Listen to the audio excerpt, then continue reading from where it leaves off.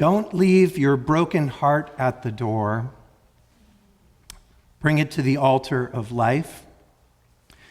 Don't leave your anger behind. It has high standards, and the world needs vision. Bring them with you. Bring your love and courage and your conviction. Bring your need for healing and your power to heal.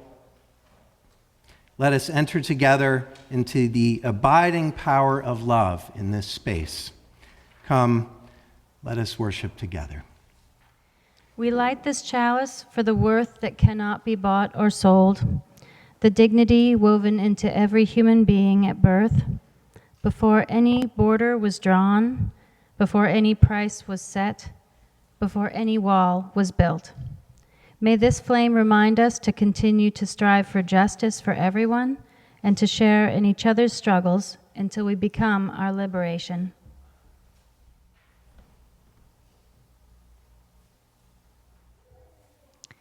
Our reading this morning is from The Soul of Money, Transforming Your Relationship with Money and Life by Lynn Twist.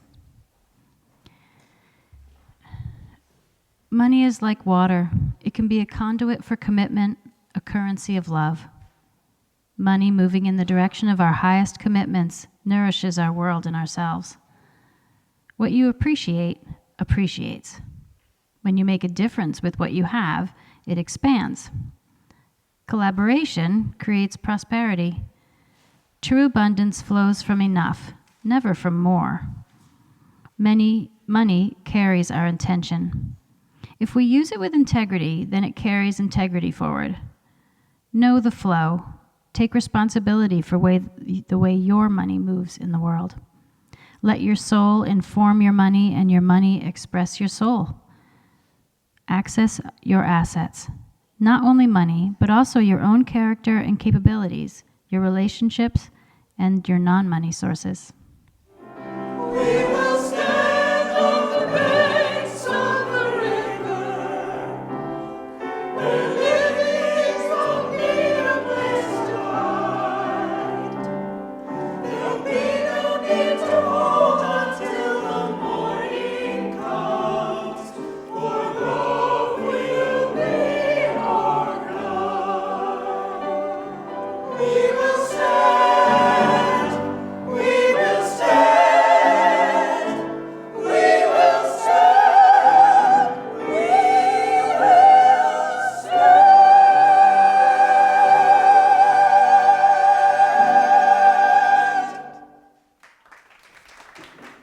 Thank you.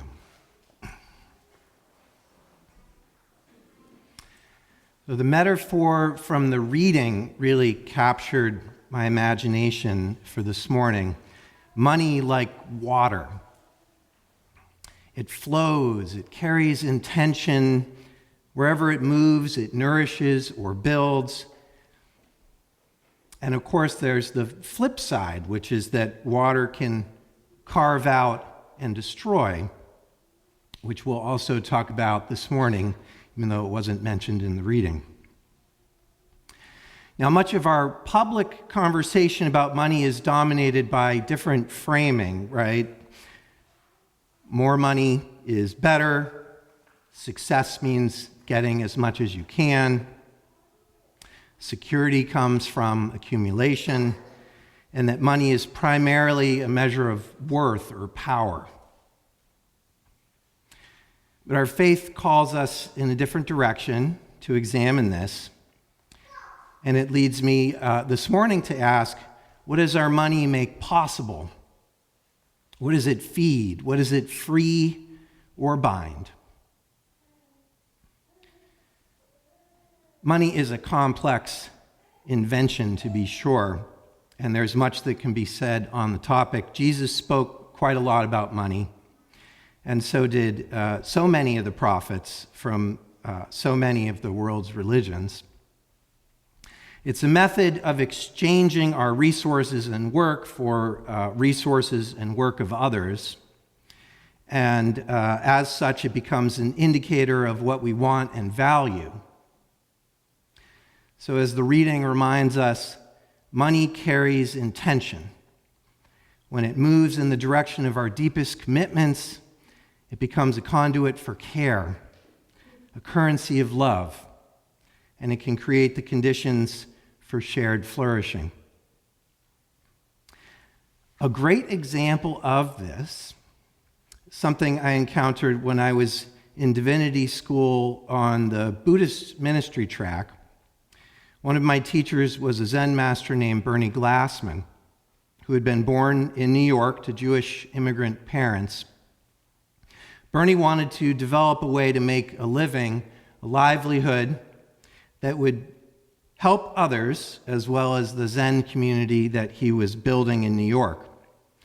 Basically, he was looking for a way for the business itself to become a force for social change and spiritual transformation, in addition to a way to make a living. He decided to found something called the Greystone Bakery in Yonkers, New York, as a business. Greystone operates on what they call an open hiring model. No resumes, no interviews, no background checks. If you put your name on the list, you get a job. The bakery provides training and support, and employment becomes a doorway to stability, dignity, and belonging. Today, the Greystone Bakery is still thriving, and you may have eaten their brownies in Ben & Jerry's ice cream without ever knowing it. This is one example of what it looks like when money flows in the direction of human dignity.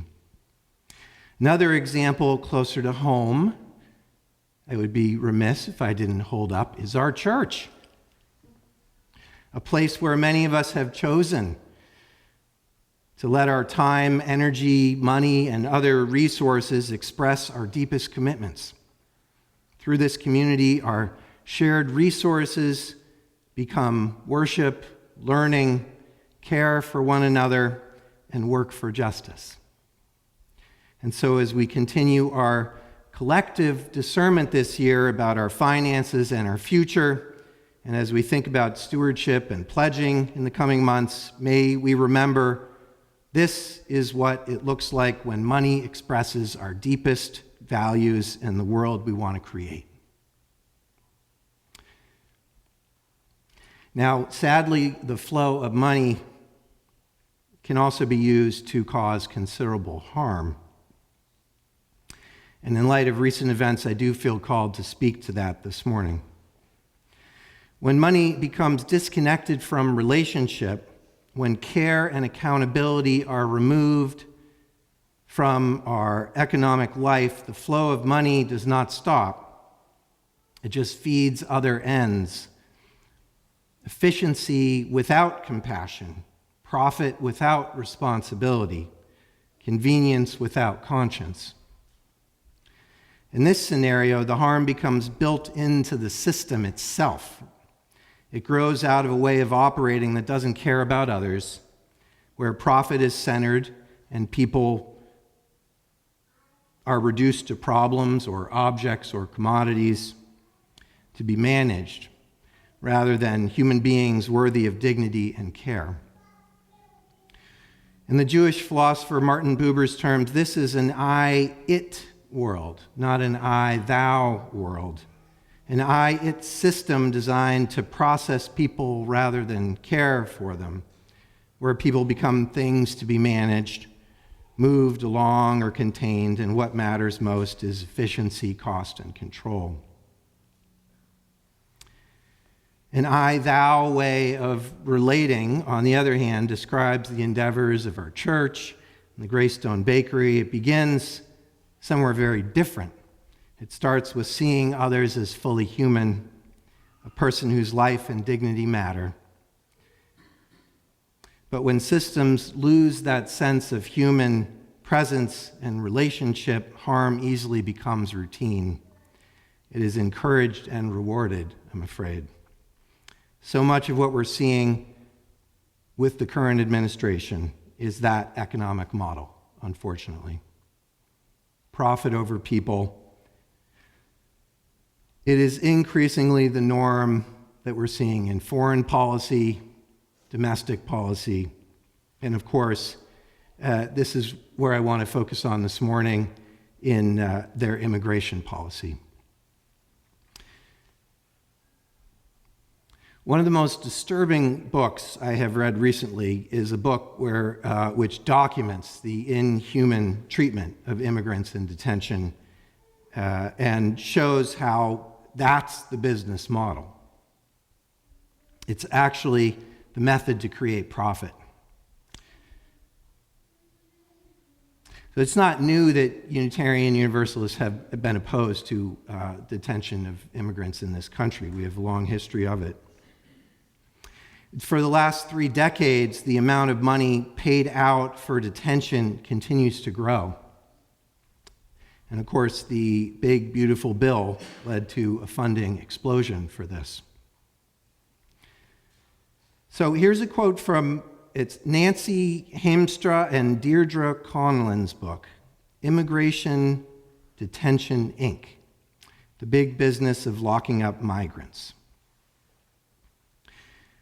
The revenue that contractors pull in is colossal.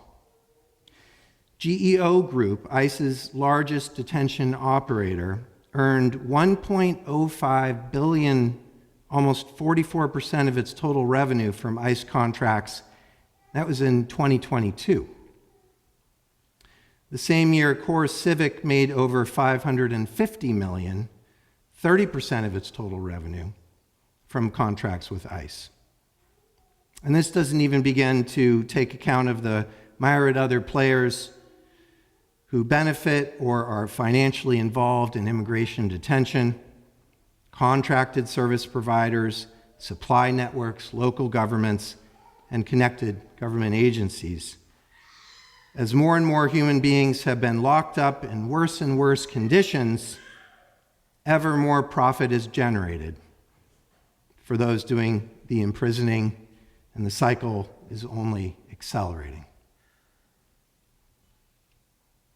Yet that is far from the rock bottom, because the book shows the people detained in the facilities are starved, sickened, and exploited as a matter of routine operation. They investigated facilities that were, the costs are cut and massive savings are made by denying those confined in the detention centers access to adequate food, medicine, sanitary conditions, and more.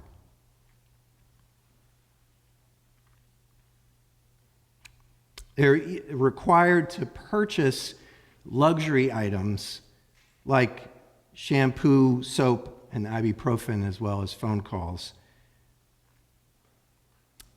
Since 2011, there have been 112 documented preventable migrant deaths in detention. I'll stop quoting there. This is an extreme of treating other human beings as objects, as inhuman, an IAT system designed to process people rather than care for them. Hearing all this, it is easy to feel overwhelmed and powerless. The systems are large, the harm is real, and none of us can fix it alone. But our tradition reminds us that we're not without agency and we're stronger when we act together. There are, of course, a number of tools at our disposal, and one of the tools we do have in alignment with our theme this morning is how we choose to use our money.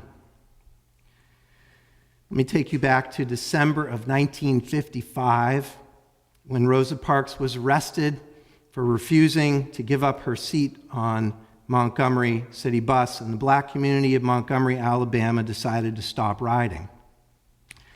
They organized carpools. Black taxi drivers charged riders the bus fare, just 10 cents, instead of the normal rate. Some people walked 8 miles a day. African Americans made up about 75% of the bus system's riders. So this was a good strategy. It was an effective boycott. When they stopped riding, the buses ran empty. The boycott remained over 90% effective for 381 days, and the bus company faced serious economic distress. The city felt it. And on December 20th, 1956, the Supreme Court ruled that Alabama's bus segregation laws were unconstitutional. Afterward, Martin Luther King Jr. reflected, "We have a new respect for the proper use of our dollar." The proper use of our dollar. And this is continuing today. The Spirit is alive.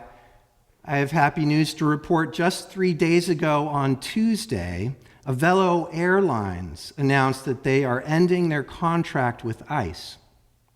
They will no longer fly deportation charter flights. This came after months of sustained organizing, public pressure, and protest. Avelo was the only commercial airline regularly flying full deportation flights. They signed a $150 million contract with the Department of Homeland Security last April, and almost immediately the protests began. Unitarian Universalists were part of this through Side with Love, our denomination's organizing arm. Airport protests, economic boycotts, pressure on local governments to withdraw subsidies. And it worked. And the Side with Love campaign is continuing to target other companies cooperating with ICE. Though if you're interested in participating, ask me about that after worship. There's a Zoom meeting tomorrow night. Money is one of the ways our values, our commitments, and our care take shape in the world. It is the currency of our values, and how we direct it or redirect it can be very powerful. If money is like water, the more we join that money together, the more powerful its impact, not unlike the power of water to shape rocks and landscapes. Whether we intend it or not, our money is always doing something. Funding detention centers or sanctuary, extraction or restoration, oppression or liberation. In Buber's terms, our money is always participating in either I-it or I-thou relationships. It either flows towards systems that reduce people to objects, to problems to be managed, processed, or it flows towards relationships that honor the full humanity of every person it touches. It's always moving somewhere. So may we be people who let love be at the center of our spending, just as we try to put love at the center in all else that we do. May love guide the flow. May we offer our time, our labor, our resources, and our money with intention. And may we use the currency of our values to help make the world more just, more compassionate, and more whole. Amen.